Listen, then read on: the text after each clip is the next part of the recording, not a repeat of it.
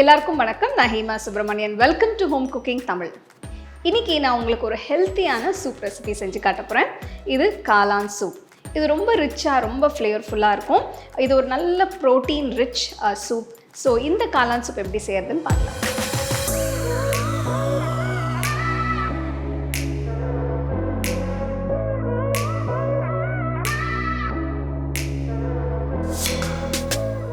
காளான் சூப் செய்ய நான் 500 கிராம் காளான் எடுத்திருக்கேன்.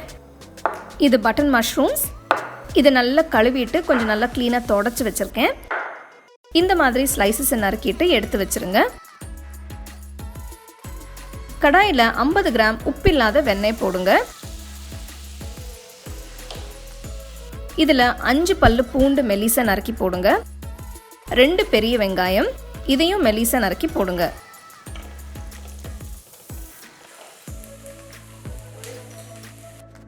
வெங்காயம் பாதி வதங்கிடுச்சு. இப்போ இதில் காளான் போட்டுடலாம். நல்லா கிண்டி விட்டு 3 நிமிஷத்துக்கு வேக விடுங்க.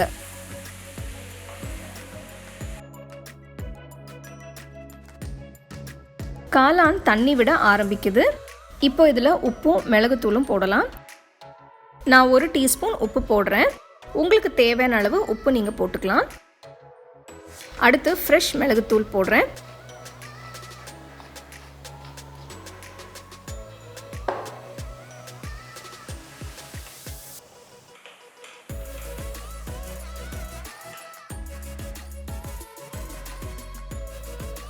தண்ணி எல்லாம் வத்திருச்சு. மஷ்ரூம்ஸ் நல்லா வெந்திருக்கு. இதில் 500 ml தண்ணி ஊற்றுறேன்.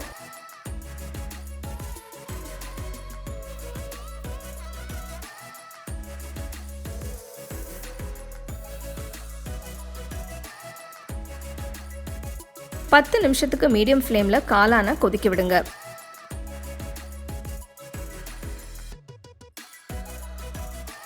மஷ்ரூம்ஸ் கம்ப்ளீட்டாக வெந்துருச்சு. அடுப்பை ஆஃப் பண்ணிவிட்டு ஆற விடுங்க. செஞ்ச மஷ்ரூம் மிக்ஸ்சர் இப்போ ரூம் டெம்பரேச்சருக்கு வந்துருச்சு. இதை மிக்சர் ஜாரில் போடுங்க. உங்ககிட்ட ஹேண்ட் பிளெண்டர் இருந்தால் அதையும் யூஸ் பண்ணலாம்.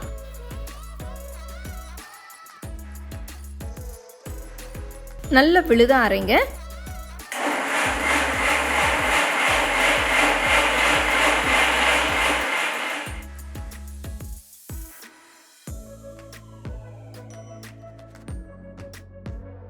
அரைச்ச விழுத கடாயில் ஊற்றுங்க.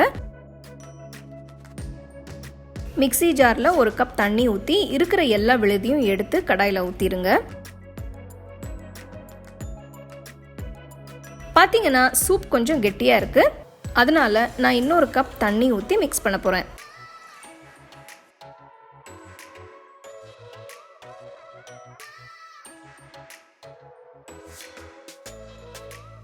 சூப் கொதிக்க விடுங்க.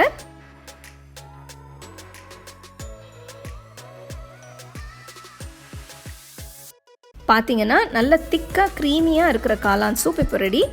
டோஸ்ட் பண்ண பிரெட் ஸ்லைசஸோட சூடாக இதை சர்வ் பண்ணுங்க.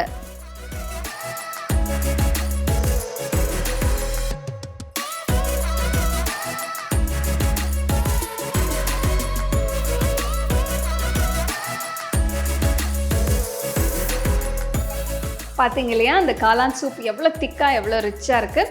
இது ரொம்ப க்ரீமியாகவும் ரொம்ப ஃபில்லிங்காக இருக்கும். ஸோ அதை நீங்கள் ஒரு மீல் மாதிரி நீங்கள் சர்வ் பண்ணலாம். இதோட நீங்கள் பிரெட் ஸ்டிக்ஸ் இல்லைனா டோஸ்டட் பிரெட், சாலட் இந்த மாதிரி கூட நீங்கள் வச்சு சர்வ் பண்ணலாம்.